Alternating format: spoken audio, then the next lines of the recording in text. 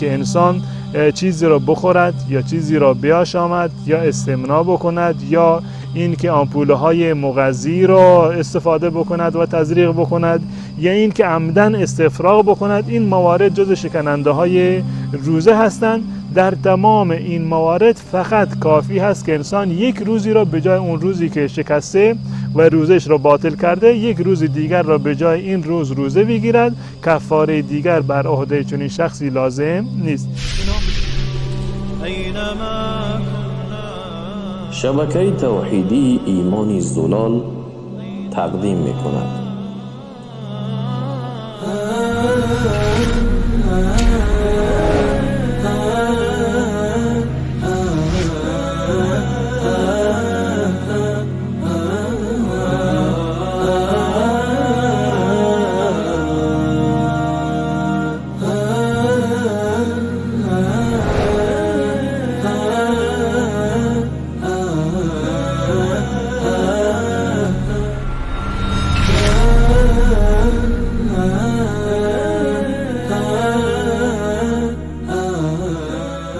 بسم الله الرحمن الرحیم و به نستعین و صلی الله علی نبینا محمد و علی آله و صحبه اجمعین.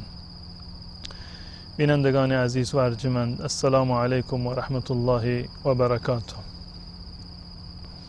اگر به خاطر داشته باشید در جلسات قبل من در تعریف روزه و در بیان ارکان روزه خدمت شما عرض کردم که روزه دو رکن اساسی دارد.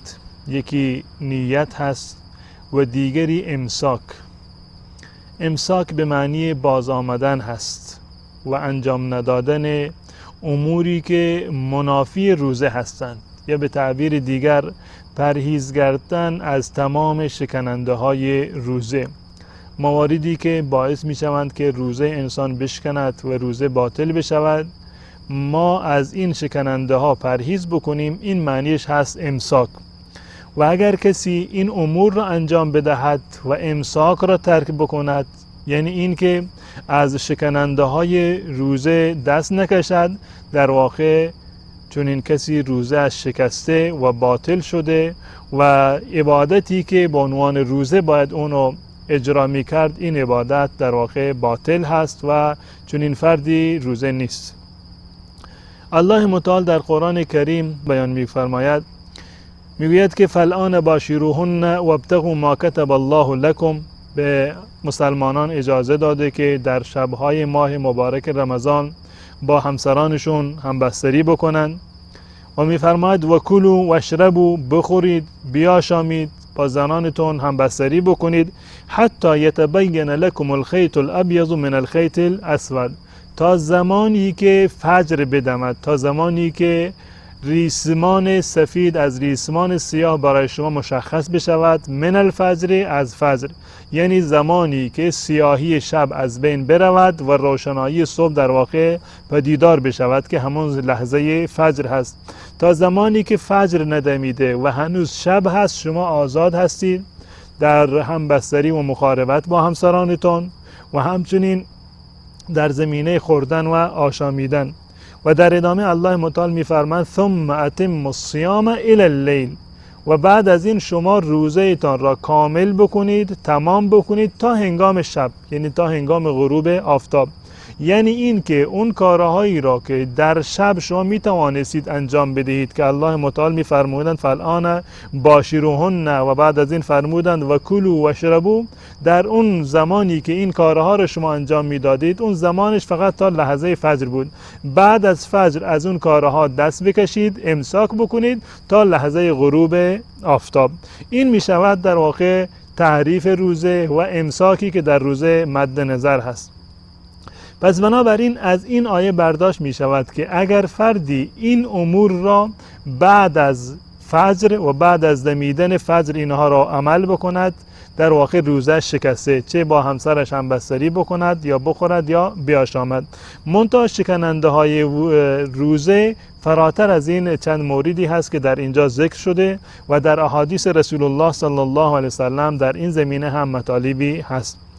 مهمترین چیزی که باعث شکستن روزه می شود اون گونه که در این آیه آمده خوردن و نوشیدن عمدی هست، یعنی این که انسانی عمدن و قصدن با اختیار خودش و با اراده خودش در روز ماه مبارک رمضان که قبلا یعنی در شب نیت روزه را داشته، در روز بیاید و چیزی را بخورد و بیاشامد. کسی که عمدن و با اراده و تصمیم خودش و بدون اکراه و اجبار در روز ماه مبارک رمضان چیزی بخورد، این روزه اش شکسته. اما فرض بکنید یک فردی فراموش کرد، یک چیزی را بنا به فراموشی و خطا در واقع استفاده کرد، آبی را نوشید یا غذایی را خورد، در این صورت روزه نمی شکند. در حدیثی که حضرت ابو هریره رضی الله تعالی عنه روایت کرده، رسول الله صلی الله علیه وسلم فرمودند من نسی و هو صائم، کسی که روزه بود منتها فراموش کرد، فاکل او شرب فلیتم صومه، اون کسی که به فراموشی چیزی خورد یا نوشید روزش را کامل بکند، یعنی این که روزش نشکسته، روزش کماکان درست هست. فانما اطعمه الله و سقاه، این یک آب و غذایی بوده که الله متعال از در غیب ناخواسته، وقتی خودش هم نمیخواسته، اینو الله متعال بهش داده، زیرا که این کار رو در واقع به فراموشی انجام داده.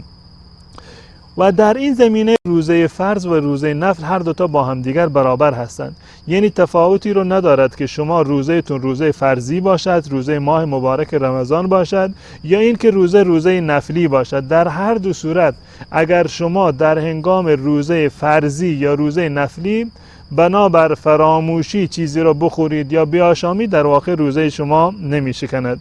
موارد دیگر که جز شکننده های روزه هستند، یکی از این موارد را علما در کتب فقهی بیان کردند، استمناء هست، و مورد دیگر آمپوله های مغذی هستند، آمپوله هایی که در واقع جاگزین غذا هستند که با این آمپوله ها انسان از آب و غذا بی نیاز می شود. اینها هم جز مواردی هست که شکننده های روزه محسوب می شوند.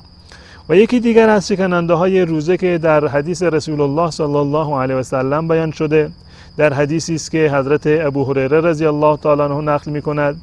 در این حدیث رسول الله صلی الله علیه و سلم فرمودند من ذرعه القیء و هو صائم، هر کسی که در هنگام روزه بی اختیار استفراغ کرد، یعنی روزه بود بدون اینکه عمدی باشد و بدون خواست و اراده خودش استفراغ کرد، فلیس علیه قضاء، پس بنابراین بر این قضایی نیست، یعنی این که روزش نشکسته و قضا آوردن این روز هم بر عهده اون لازم نیست. و در ادامه حدیث می‌فرمایند و من استقاء فلیقضی، و اگر کسی عمدن این کار را کرد، عمدن استفراغ کرد، پس بنابراین روزش شکسته، و وقتی که روزه شکسته باشه حتما باید قضایی رو هم بیاورند. در این موارد یعنی اهم از این که انسان چیزی را بخورد یا چیزی را بیاشامد یا استمناء بکند یا این که آمپوله های مغذی را استفاده بکند و تزریق بکند یا این که عمدن استفراغ بکند، این موارد جز شکننده های روزه هستند. در تمام این موارد فقط کافی هست که انسان یک روزی را به جای اون روزی که شکسته و روزش را باطل کرده، یک روز دیگر را به جای این روز روزه بگیرد، کفاره دیگر بر عهده چنین شخصی لازم نیست. اینها مواردی بود از شکننده های روزه، و انشاءالله در برنامه بعدی هم مواردی دیگر را از شکننده های روزه خدمت شما بیان خواهم کرد. تا برنامه دیگر تمام شما را به الله متعال می سپارم. السلام علیکم و رحمت الله و برکاته.